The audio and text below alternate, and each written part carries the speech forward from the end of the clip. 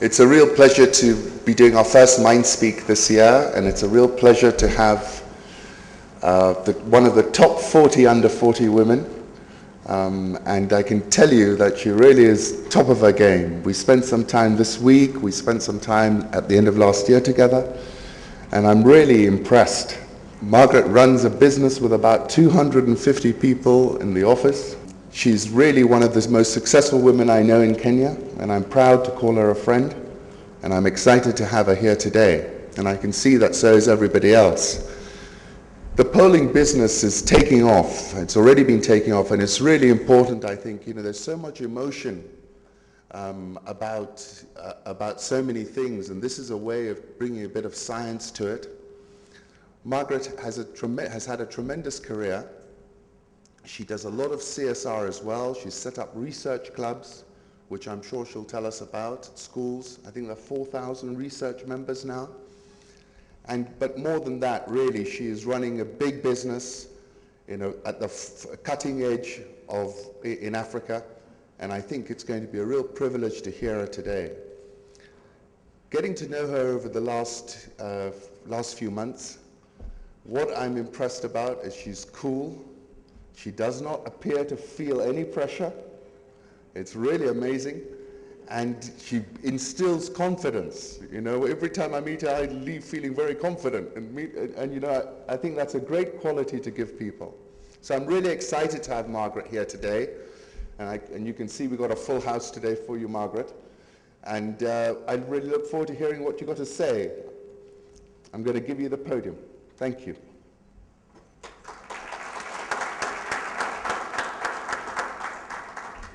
Let me tell you how I met Ali Khan before I start with my presentation. I'm not been on Twitter for a very long time, and the young techie guys in my office kept on saying, hey, why aren't you on Twitter? They actually seated here. So I got my first tutorial on Twitter, then I asked them, who should I follow on Twitter? So I was given a list of names, and Ali Khan's name was on the list. So I was like, interesting. Then I went for a function about a year, I think it was last year, and Ali Khan Sachi was there. So here was my colleagues, let me not say their names, and we kept on saying, we must get a photo, we must get a photo. Eventually, I took a photo, and I showed it to the techies in my office, and they were like, whoa. Anyway, the rest is history, and I've been interacting with Ali Khan for a while, and I agree we are becoming to be better friends. Okay, and my Twitter handle is Maggie Ireri. When he asked me to come here today and talk about my life or my experience, I was a bit reluctant, and I said maybe I would come. I was actually supposed to come in December. I chickened out. Then I said January. Then January, the month started, and I knew 26th was an important day on my calendar, but I didn't really follow it up with Ali Khan. So on the 5th of January, when he called me to remind me, I was like, okay, I think he was serious, so I'm coming. So thanks for coming this morning. It's an honor to have you listen to me, and I hope by the time I'm done, you'll have learned something about my experience. So let me start with my early life. I mean, people say that when they were growing up, they thought they knew they would make it, or they used to get A's in school. For me, I had a very ordinary life. I'll wake up in the morning, go to school, come back home, play, and that was it. I was not a troublemaker. I rarely got punished in school. In fact, I avoided controversy as much as possible. I know I avoided the spotlight, and standing here in front of you and actually doing what I do is something that I've had to learn to do and be comfortable doing. I remember when I was in high school, in my high school, we used to vote prefects. And you'd go to the front of the assembly and say, my name is so-and-so, please consider me for prefect. When I went to the front of the assembly, I said, my name is Maggie Ireri, and I do not want to be prefect. Should you vote me as prefect, I will resign. If you force me to be prefect, I'll be the worst prefect you've ever known. and I did not become prefect, which was good. That's what I was hoping to achieve. However, I remember when I was in high school, even though I did not take positions of responsibility, I learned to influence people. Meaning that even if there were 5 people who are prefects, I could actually get my agenda sold to them, and it would happen. So I remember in Form 4, we used to have pre-mock exams. I don't know whether that happens now. Then mock exams, and then the national examinations. And for me, I felt that it was a waste of time to take 2 weeks to do pre-mocks, then come back in second term, study again, then do the mock exams, especially when we were so behind the curriculum. And I started this concept that it is not important for us to do pre-mocks. And I sold the idea. By the time we were going to see our headmistress with our request, the concept had actually caught on, and we were able to convince our headmistress that we should not sit for pre-mocks. So I remember in my early life, I was able to influence people, not necessarily be at the forefront, but at least influence people to take on an idea and run with it. And that's what I still continue to do today. Even when I'm working with my colleagues at the office, I don't have to be the one to do everything, but if I can convince them to do something then, and they do it, then it's quite good. But what I've basically learned is that an ordinary person can actually be extraordinary eventually. And I'm going to talk about some of the principles that have helped me get to where I am.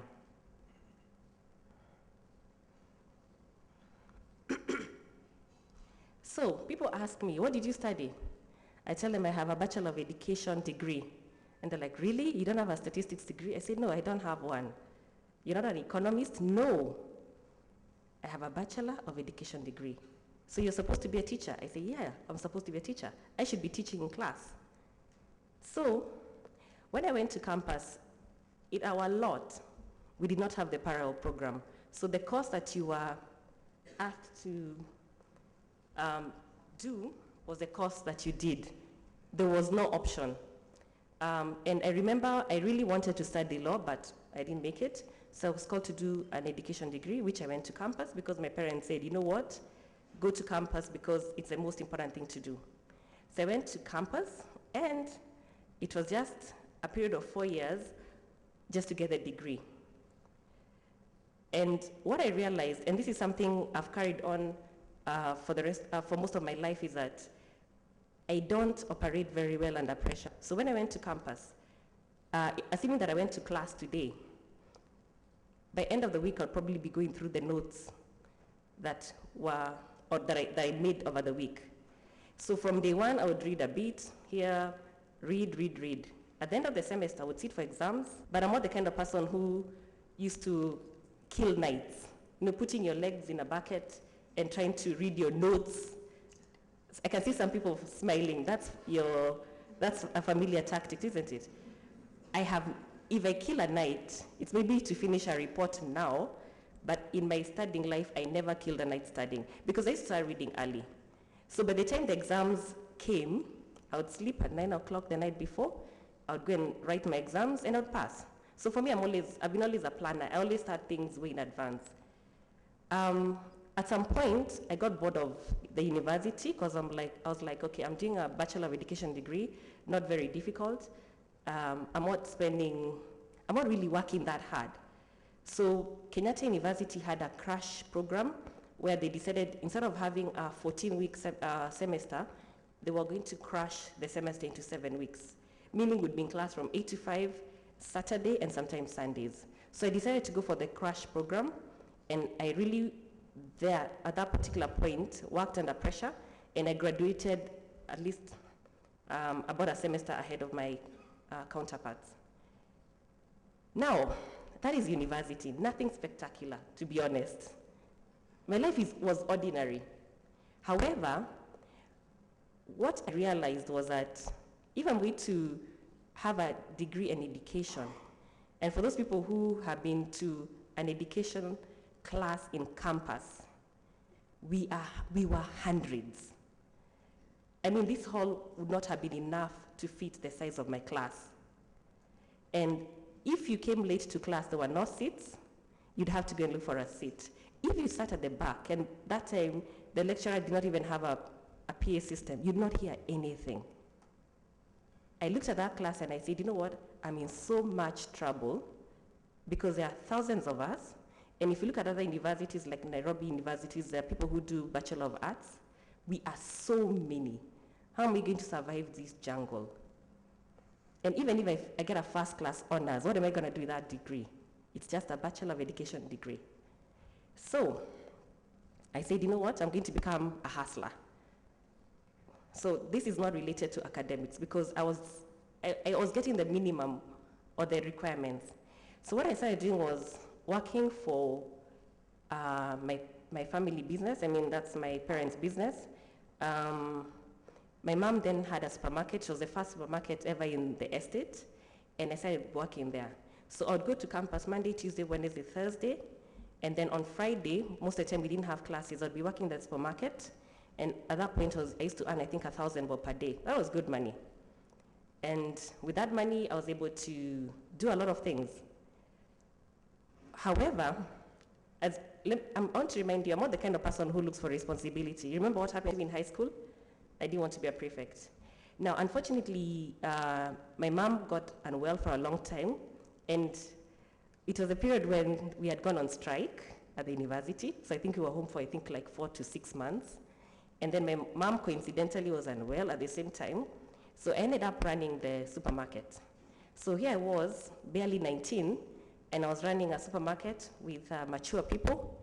And I used to take stock, bank, decide what the things we're going to buy, customer service, and I did that for a long time, and I earned a lot of money.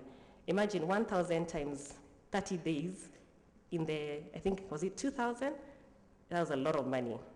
So at that point, I got leadership skills. And that's the point I said, you know what? I'm getting more responsibilities. Let me take them on positively. After all, I was getting money.